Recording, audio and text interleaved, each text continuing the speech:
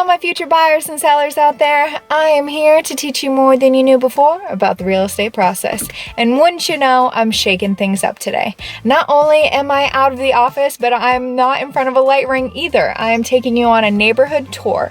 Why, you might ask? Well, I thought what better way to set exact and measurable goals about your dream house than to know exactly what the architecture type is and what home style it is. So I'm walking through a local neighborhood that happens to have a large collection of each and explaining each home's different individuality so you can pick which one you're going to aspire for.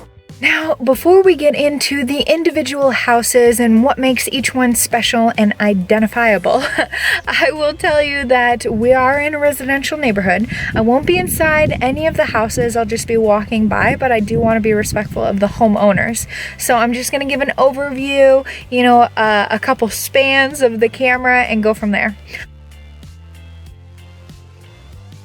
Hey, it's Ella with Ella Estate Realty, and welcome back to my channel where I give you all the tips, hints, and hacks you can handle about real estate. If you're returning, you realize that I'm not next to my blank wall behind me anymore. I'm outside in the beautiful street. But today I am reviewing all the kinds of architecture that you'd come in contact with on in this particular community. Why I wanted to share it with you is because it always keeps me inspired, and I'm hoping to pass it on to you, my viewers, to remember what you're working towards, your dream house. And what better way to make specific and exact goals than to know what these house styles are called, what the architecture is all about and what your favorite part about it is. So I'm going to show you some examples and then we're going to go from there. Definitely comment down below what you think, because this is my first video blog type of episode in my real estate YouTube career.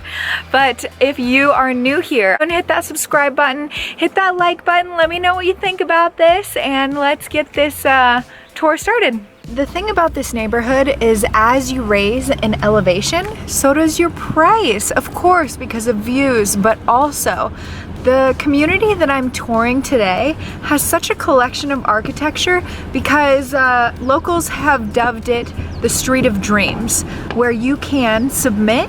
Up on that hillside you can see a couple of them, but you can submit your drawings, your schematics, your home plans to the approval of the house board, HOA, whatever you want to call it. It gets approved and then you're able to build whatever you want. As you can see, it's a beautiful day outside and they're starting the collection of homes and home styles that we're going to be reviewing today, but this isn't even scratching the surface.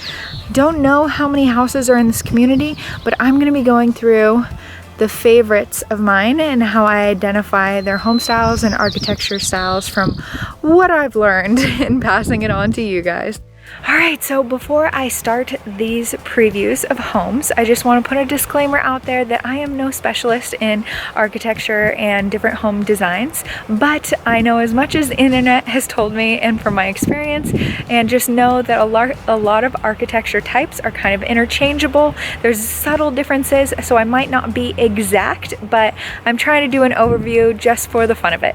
So the house that I'm about to show you, the very first one that we're going to go over, is called a Tutor, and that is basically based off of homes in England, but today's versions, the one that I'm about to show you, is probably less than 20 years old. It is more reinvented, modernized Tudors. Unfortunately, it's trash day, but don't let that take away from this house.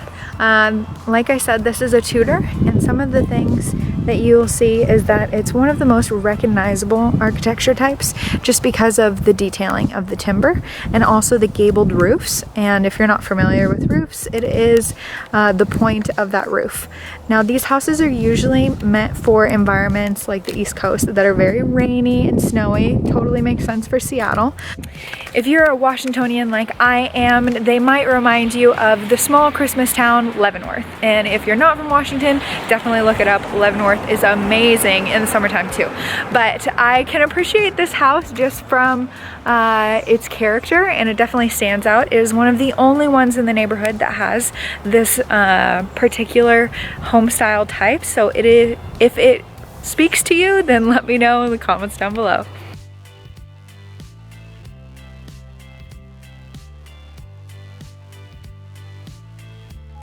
Through the trees is our next house. Checking it out. Oh, the garage is actually open. But you can see it much better from the hillside actually.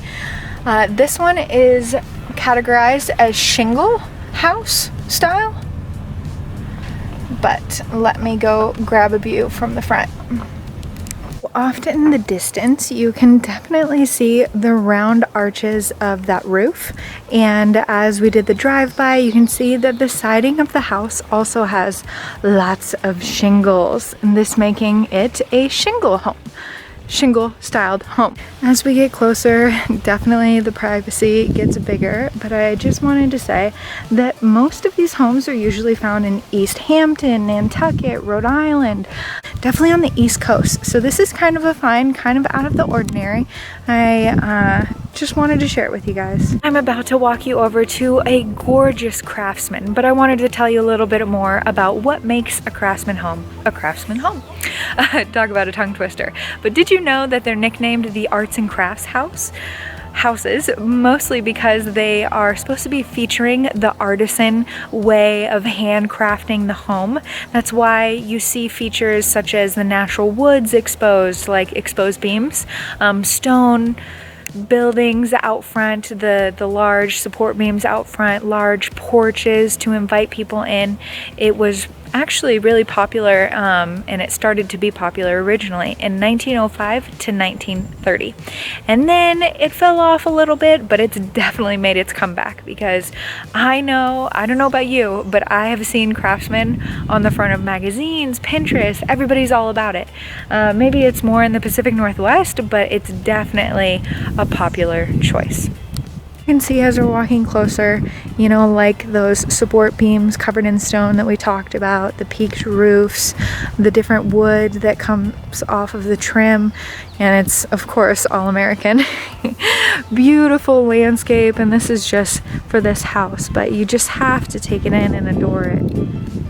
You guys walked past like a super cool square, like crazy roofs, everything's going on, and you're like, that is so new, that's crazy, I've never seen anything like it. It's like a spaceship, or not like a spaceship, but it's like it's from space, like somebody created it from the future. Now, would you categorize that as modern or contemporary? Do you guys know the difference? Because I sure didn't until I started doing research, and they are so interchangeable, intertwined, and miscommunicated, and so many misconceptions. So let's start with modern, because I feel like when you express modern as an explanation of a house, you think it's the latest and greatest version of it, when actually that's not true. Modern, also named mid-century modern, is based off of a time period in the early 20th century, when contemporary is not linked to any given time period. It's actually based off of the most recent designs, the craziest things that are coming out, new technology, new, I don't know, awesomeness that is turned into homes. So it's always changing. So that's the difference. So when you go say like, that's so new, that's modern, actually, now you'll be able to tell the difference. Wow, this house has got the views, except there's totally a honey bucket right there. A construction site in front of it, unfortunately.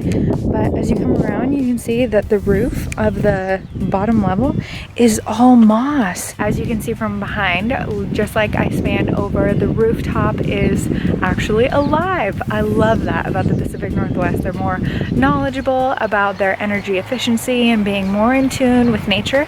But also, the thing that you'll notice about here is the lots of light, natural light, being able to come through because of so much glass. That is a huge concept about contemporary. Also open floor plans, but really, like I said, it's just the most recent idea of modern. This is a great angle of this house. Not only is it 3 stories, and I swear all those stories have to be like 20 feet each, but from the garage to the house, there is an actual bridge. This house has a bridge. I can't even. To be honest, I'm having a really hard time figuring out if it's modern or contemporary, but either way, it's sick.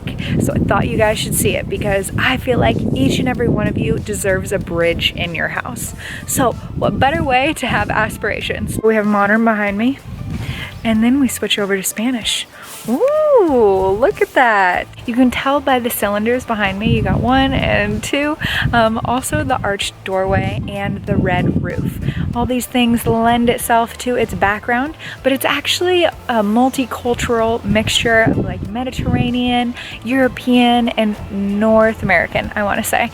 Also, you'll notice the detailing on the windows, the arch of the windows too. It all gives it away to that Spanish flair. These are more popular in southern states, so it's odd to see one. In fact, this is one of the only ones in this whole neighborhood, but you know, it doesn't matter where you are, you can still appreciate it.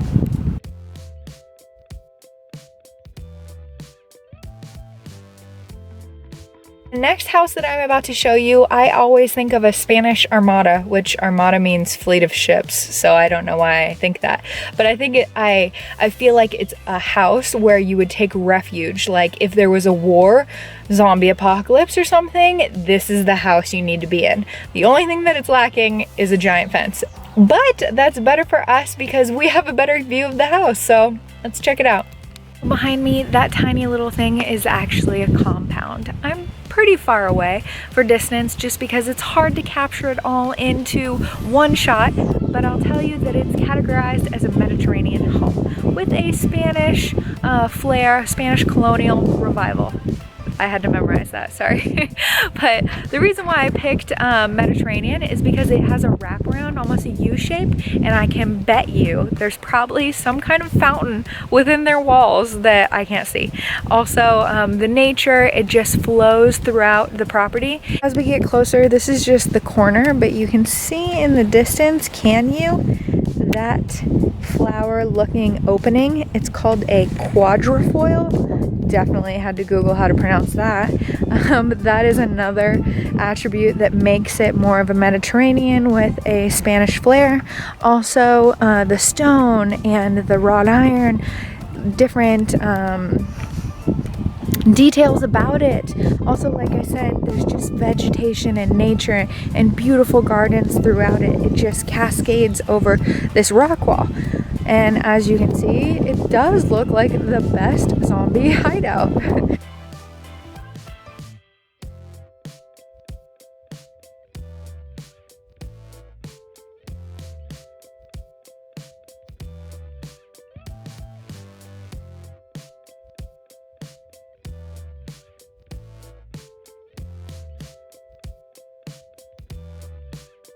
From Mediterranean to shingle style homes to Craftsman, or should I say arts and crafts. I hope you learned something new. I hope you picked up something new and you are now plastering your dream board with these kinds of houses because you know how to Google them right. If I missed any, definitely let me know. If I messed up on any, I know you'll let me know. And if you liked this style of vlog, seeing that it is my first video vlog episode, then definitely let me know in the comments down below. I appreciate it and read each and every one of your comments. And if none of that works, just leave me some love with some likes. And so as for today's video, I really appreciate each and every one of you watching because it took me all day to do this. The sun's about to go down. So when I say I'm thankful for you watching, I am. So I hope each and every one of you is having an outstanding day.